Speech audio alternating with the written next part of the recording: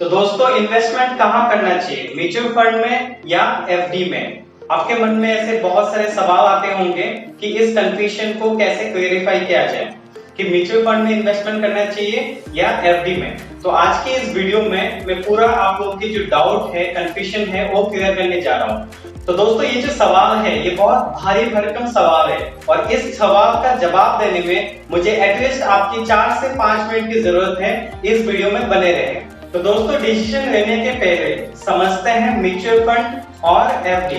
तो एफडी क्या है? बेसिकली एफडी पे आप जब कोई भी अमाउंट इन्वेस्ट करते हैं, चाहे आपके 1 साल की पीरियड हो या 2 साल के लिए आप टाइम के ड्यूरेशन में आप इन्वेस्ट करते हैं, तो वहां पे क्या होता है, आपकी फिक्स जो इनकम होती है वो फिक्स हो जाती है, वो गारंटेड रिटर्न आपको दिया जाता है।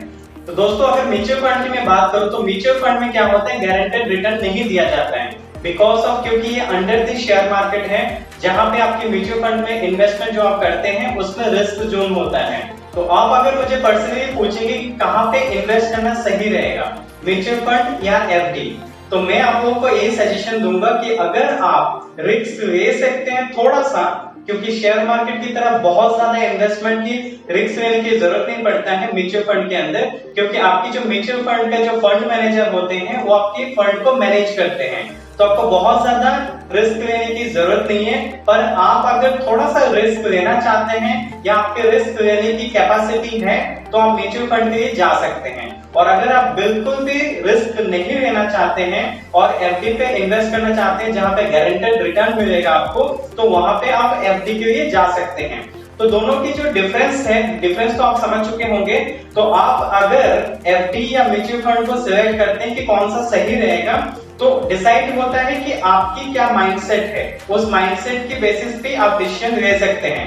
तो आप अगर म्यूचुअल फंड के थ्रू पैसा कमाना चाहते हैं तो मैं यहाँ पे कुछ सजेशन और कुछ टिप्स दे सकता हूँ, जहां पे एफडी तो आप ऑलरेडी एफडी पे इन्वेस्ट कर ही रहे हैं, म्यूचुअल फंड की इन्वेस्टमेंट के लिए भी थोड़ा आपको सजेशन अगर मिल जाता है तो you can make your own decision कि आप कहां पे इन्वेस्ट करें। तो मेरी कुछ सजेशंस है जो आप लोगों को मैं दे देता हूं।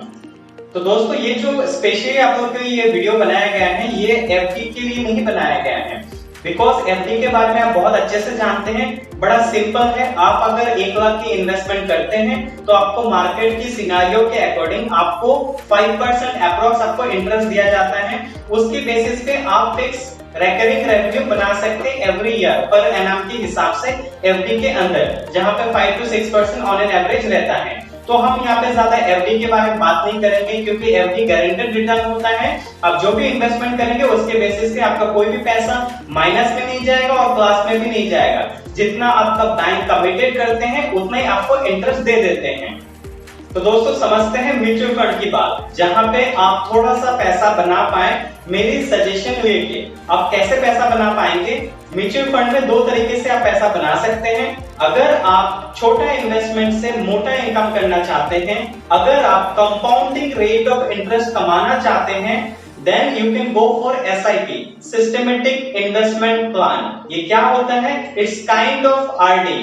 तो यहाँ पे आपका काम कैसे होगा ये भी मैं बता देता हूँ। अगर आप आरडी पे इन्वेस्टमेंट करते हैं तो ये जो कमिटेड इंटरेस्ट रेट ऑफ होते हैं वो आपको फिक्स मिलते हैं। अगर आप म्यूचुअल फंड के अंदर SIP करते हैं, सिस्टमेटिक इन्वेस्टमेंट प्लान, यहाँ पे आपकी जो इंटरेस्ट है वो कंपाउंडिंग रेट में काम करता है।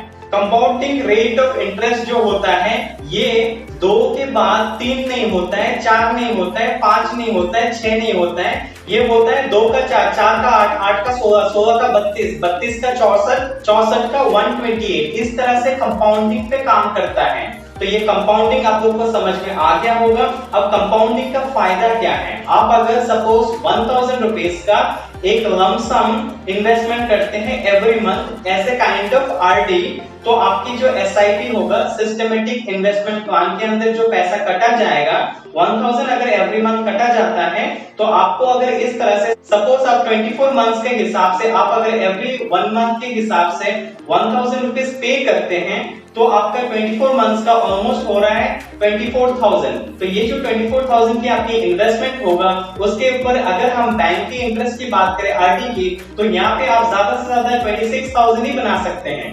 अगर आप म्यूचुअल फंड के अंदर एसआईपी के अंदर अगर आप इन्वेस्टमेंट करते हैं, ये 24,000 आपका कम से कम 30,000 तक जा सकता है प्रॉफिट के साथ।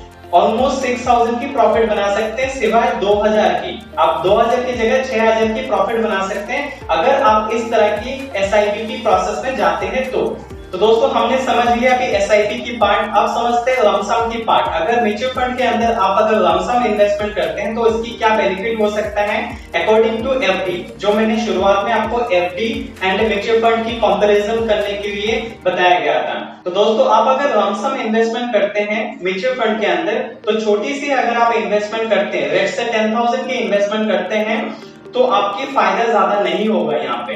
अगर आप शुरुआत में टेस्टिंग करने के लिए 10,000 के टेस्ट करना चाहते हैं तो आप टेस्टिंग जरूर करिए, टेस्टिंग कर सकते हैं। पर अगर म्यूचुअल फंड में आप मोटा पैसा कमाना चाहते हैं तो you should have at least minimum budget of 1 lakh rupees. अगर आप 1 लाख की इन्वेस्टमेंट करते हैं और एटलीस्ट 1 लाख की इन्वेस्टमेंट को 4 कंपनी में डिवाइड कर दीजिए, जहां पे 25,000 ईच कंपनी, तो यहाँ पे हो जाएगा 4 कंपनी के अंदर आपने ऑलमोस्ट 1 लाख रुपीज इन्वेस्ट कर दिया होगा।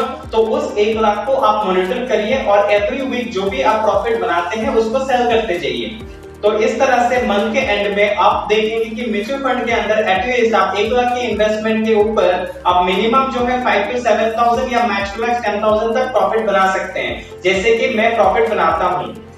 तो दोस्तों ये दोनों मैंने कंपेयर कर दिया आप लोगों को, म्यूचुअल फंड एंड एफडी। तो आप लोगों को समझ में आ गया होगा। अगर समझ में नहीं आता है और भी आप डिटेल में वीडियो चाहते हैं, तो म्यूचुअल फंड के ऊपर अगर सेपरेटली वीडियो चाहते हैं या एफडी के ऊपर सेपरेटली वीडियो चाहते हैं तो आप मुझे कमेंट कर सकते हैं, कमेंट करके बताइए। और अगर आप चाहते हैं कि म्यूचुअल फंड के अंदर जो मेरी पोर्टफोलियो है वो पोर्टफोलियो आप देखना चाहते हैं और उसके थ्रू आइडिया लगाना चाहते हैं मैं किस तरह से इन्वेस्टमेंट करता हूं और मेरी जो रिकरिंग रेवेन्यू होता है म्यूचुअल फंड के अंदर, जो मैं 1 महीने से लेके 6 महीना और 6 महीने से लेके 1 साल के अगर आप मेरी पोर्टफोलियो का ग्राफ देखना चाहते हैं तो आपको मैं स्क्रीन रिकॉर्डिंग के थ्रू, लाइव रिकॉर्डिंग के थ्रू मैं आप लोगों को ग्राफ दिखा सकता हूं।